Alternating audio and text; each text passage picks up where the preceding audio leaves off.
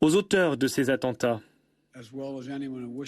et aux personnes qui souhaitent blesser les États-Unis, sachez une chose, nous ne pardonnerons pas, nous n'oublierons pas. Nous allons vous traquer et vous faire payer le prix. Je défendrai les intérêts de mon peuple avec tout ce qui est en mon pouvoir. Ces dernières semaines, je sais que vous en avez assez de m'entendre le dire, mais nous avons été informés par la communauté du renseignement que le groupe ISIS-K, notre grand ennemi, le grand ennemi des talibans, les personnes qui ont fui lorsque les prisons étaient ouvertes, ont préparé une attaque complexe contre les États-Unis, entre autres. C'est la raison pour laquelle, dès le départ, j'ai toujours dit que cette mission était extraordinairement dangereuse. Et c'est la raison pour laquelle j'ai souhaité faire en sorte que cette mission soit aussi courte que possible. Comme le général Mackenzie l'a dit, c'est la raison pour laquelle notre mission a été conçue telle qu'elle a été conçue. Avec Mathieu Mabin à Washington.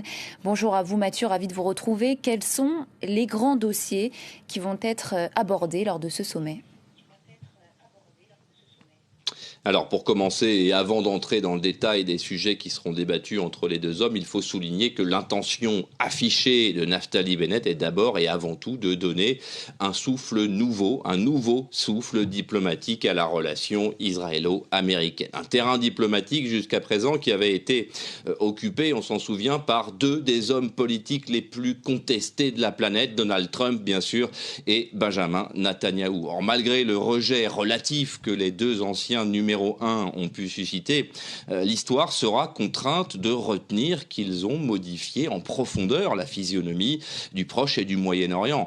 La normalisation des relations entre Israël et plusieurs pays arabes, on s'en souvient, la reconnaissance par les États-Unis de Jérusalem comme capitale d'Israël, puis le dossier de la vallée du Jourdain, ne sont que quelques-uns des chapitres rédigés par le binôme Trump-Netanyahou. Et donc Joe Biden et Naftali Bennett font face ensemble à ce premier défi, celui d'appréhender une stratégie commune qui, d'une part, ne pourra pas défaire ce qui a été fait par les prédécesseurs, mais qui devra néanmoins estomper l'impact de leurs actions par l'inauguration de nouveaux dossiers, de nouveaux chantiers. Et c'est bien là le défi diplomatique qui attend les deux hommes.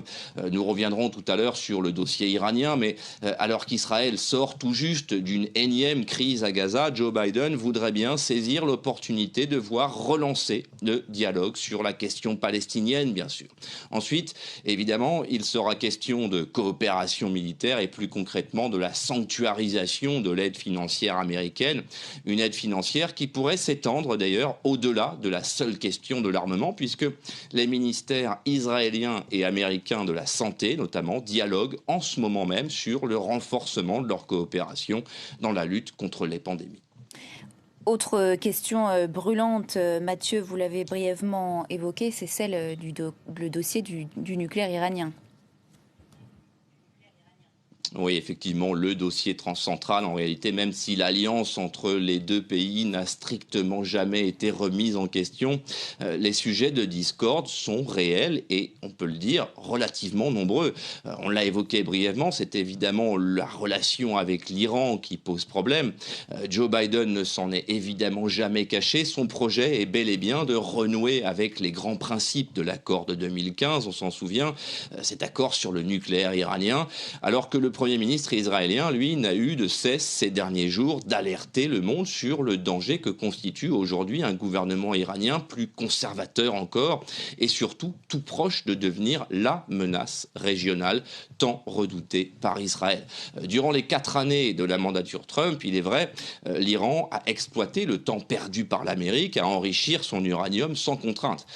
Pour Naftali Bennett, l'accord de Vienne ne pourra donc plus jamais incarner la contrainte et il est donc temps de formuler des menaces concrètes à l'endroit du nouveau pouvoir iranien.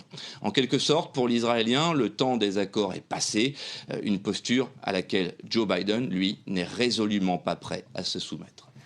Mathieu Mabin en direct de Washington. Merci beaucoup à vous, Mathieu.